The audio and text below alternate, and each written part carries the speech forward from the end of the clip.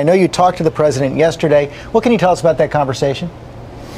Well, the president said that, as we know, that he was asking General Petraeus to serve. And by the way, we all appreciate the service that General McChrystal rendered to the country, and we wish him well. But it's also completely understandable why the president made the decision that he did, based on the civilian-military relationship, which goes a long way back, including Harry Truman. But I also pointed out to the president that along with my strong support of General Petraeus, we need a new team over there as well, perhaps at the embassy and other areas. The relationship between civil and military is not what it should be.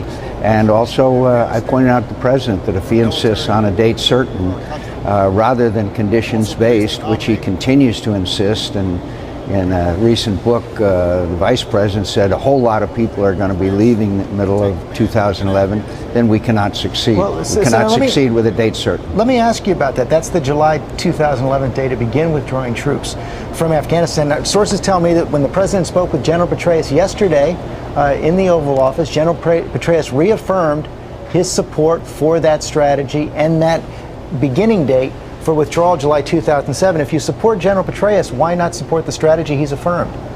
Because I believe that General Petraeus can do the job, and I'm convinced that General Petraeus will say at his hearings that he will give his best advice to the president as to what the conditions are at the time, probably early next year. But I know, as I knew the surge would succeed, and the surge wouldn't have succeeded if there'd have been a date certain. You cannot tell the enemy when you're leaving in warfare and expect them to, and expect your strategy to be able to prevail. That's just a fundamental of warfare, and I know it just as I knew the surge would succeed when the president and the vice president and the Secretary of State and the National Security Advisor all said that it would. Let me make sure I heard you correctly. So you're saying you believe that when General Petraeus comes and testifies, he's going to argue for relaxing that deadline?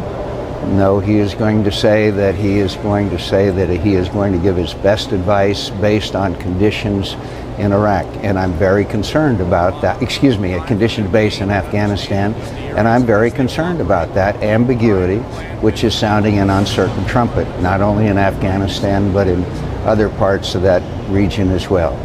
You know, the president said that he's not going to have a change in strategy. That's one of the reasons he's chosen General Petraeus. And some are arguing that that's exactly the problem. You have this spring's offensive in March. It did not go well. General McChrystal called it a bleeding ulcer. The summer offensive in Kandahar has been put off. Casualties have been rising, and troops have been complaining that the restrictive rules of engagement are preventing progress. One called them a Taliban weapon being used against U.S. forces. Does the president need a change in policy to match the change in personnel? I believe that the issue of a date certain for withdrawal, the Taliban are already sending out leaflets saying, hang on, that they're going to be leaving, is crucial in this situation. Just as I believe that a surge was crucial if we were going to win in Iraq. And I think that Ambassador Crocker would be, by the way, a very valued member of the team if we could bring him back as well. Are more troops needed in Afghanistan? What's that? Are more troops needed in Afghanistan? I believe so, particularly since our allies that we had counted on for supplying it some 10,000 troops clearly are not going to do that. Only 50% of them are already there.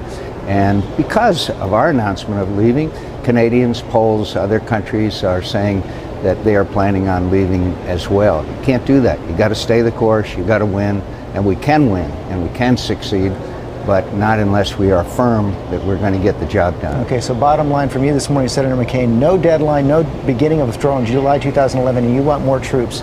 Unless conditions warrant it. Conditions may warrant it, but it's all got to do with conditions on the ground. Okay, Senator McCain, thanks very much for your time this morning. Thank you, George.